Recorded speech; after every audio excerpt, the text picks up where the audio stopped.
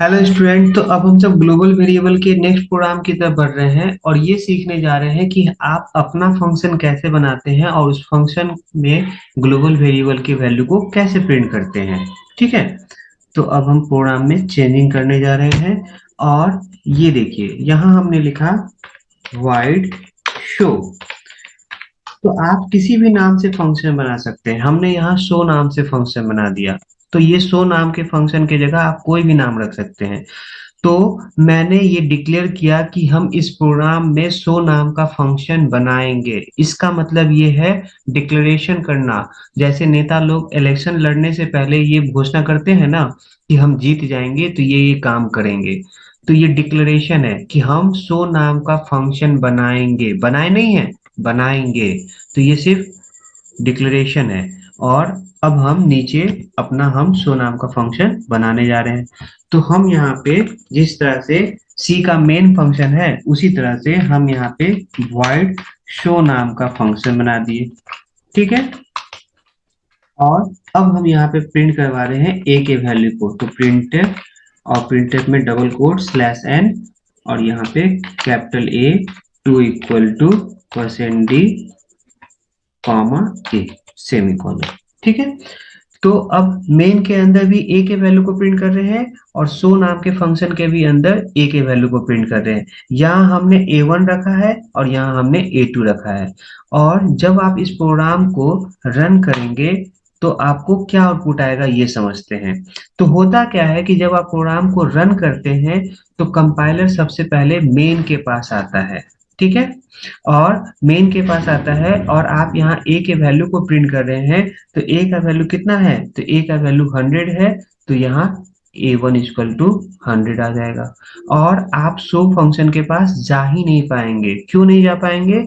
क्योंकि जब तक आप किसी को कॉल नहीं करेंगे तो उससे बात नहीं होगा। जब आप किसी को कॉल करते हैं, फोन लगाते हैं, तभी उससे बात होता है। तो कंपाइलर को मेन के बारे में इंफॉर्मेशन है, शो के बारे में कोई इंफॉर्मेशन नहीं है, तो ये शो फंक्शन के पास नहीं जा पाएगा। तो जब आप इस प्रोग्राम को रन करेंगे तो आपको आउटपुट आएगा A1 इक्वल टू 100। अगर आप चाहते हैं कि आप शो फंक्शन के अंदर जाके A2 इक्वल टू 100 को प्रिंट करवाएं, ए के वैल्यू को प्रिंट करवाएं, तो उसके लिए आपको कॉल करना पड़ता है। और कॉल कैसे करते हैं? तो फंक्शन के नाम से कॉल करते हैं। तो फंक्शन का क्या नाम है? शो नाम का फंक्शन है। तो आप यहाँ पे शो नाम के फंक्शन से इसको कॉल करते हैं। और अब जब आप इस प्रोग्राम को रन करेंगे तो सबसे पहले कंपाइलर मेन के पास आया, आपके प्रिंटफ में A1 इक्वल टू ए के वैल्यू को प्रिंट कर रहे हैं तो A1 इक्वल टू 100 प्रिंट हो गया। और ये शो नाम के फंक्शन को कॉल कर रहा है। और जैसे ही अंदर आएंगे तो A2 इक्वल टू ए का वैल्यू प्रिंट कर रहा है और ए का वैल्यू है आपका 100। तो यहाँ पे आपको आउटपुट आ जाएगा A2 इक्वल टू 100। तो आपको आउटपुट क्या आ रहा है? A1 इक्वल टू 100 और A2 इक्वल टू 100। देख लीजिए समझ में आया कैसे काम किया। तो जब तक अगर आप शो नाम के फंक्शन को कॉल नहीं करेंगे तब आप शो फंक्शन के पास नहीं जा सकते हैं। तो सबसे पहले कंपाइलर मेन के पास आएगा और जैसे जैसे मेन जहां जहां भेजेगा वहां वहां जाएगा। तो यहाँ पे आपने पहले लाइन में प्रिंटफ में ए के वैल्यू को प्रिंट करवा रहे हैं तो ए का वैल्यू 100 आ जाएगा। ये 7 नंबर लाइन शो को कॉल करेगा, मतलब शो के घर के अंदर जाएगा। और यहाँ पे प्रिंटफ में A2 लिखा है तो A2 इक्वल टू प्रिंट हो जाएगा और ए का वैल्यू 100 है तो 100 आ जाएगा। तो A1 इक्वल टू 100 और A2 इक्वल टू 100। अब आप देख सकते हैं कि बाहर आप अपना फंक्शन बना के, जिस तरह से ये मेन फंक्शन बनाया हुआ है सी का, उसी तरह से आप अपना फंक्शन बना के और बाहर आप ग्लोबल वैल्यू प्रिंट कर रहे हैं। तो ग्लोबल वैल्यू आप मेन के भी अंदर प्रिंट कर सकते हैं और ग्लोबल वैल्यू बाहर आप अपने फंक्शन के अंदर भी प्रिंट कर सकते हैं। ये चीज समझ में है। तो हम यही बताना चाह रहे थे कि ग्लोबल का स्कोप होल द एप्लीकेशन होता है। ये पूरे के पूरे एप्लीकेशन में यूज होता है।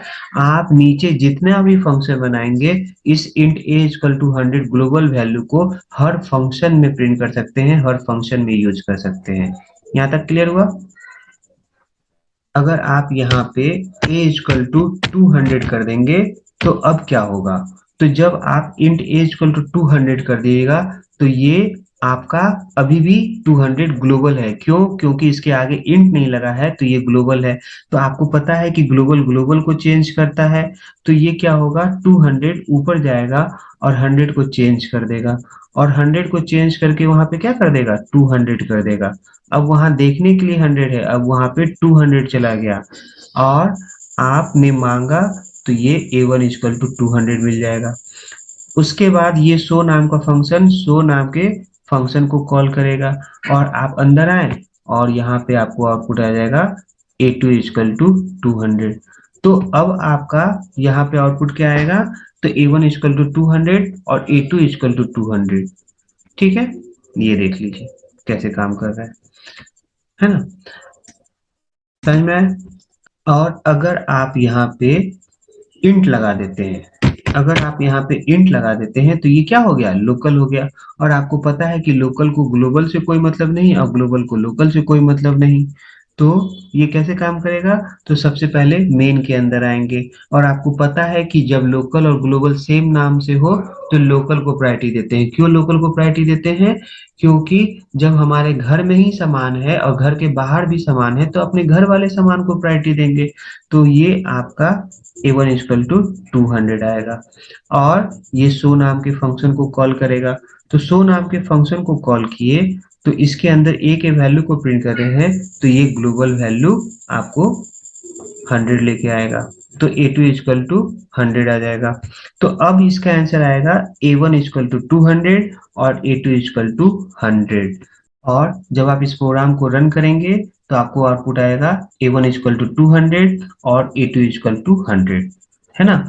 और आप देख सकते हैं कि 6 नंबर पे जब इंट लगा तो 6 नंबर पे इंट लगने के बाद आपको बाहर शो नाम के फंक्शन के अंदर ए का वैल्यू 100 आ रहा है, और जब आप इंट हटा देते हैं तो शो नाम के फंक्शन के अंदर ए का वैल्यू 200 आ रहा है। इसका मतलब ग्लोबल ग्लोबल को चेंज करता है और लोकल लोकल को चेंज करता है। यहाँ तक क्लियर हुआ, इसमें कोई दिक्कत नहीं है।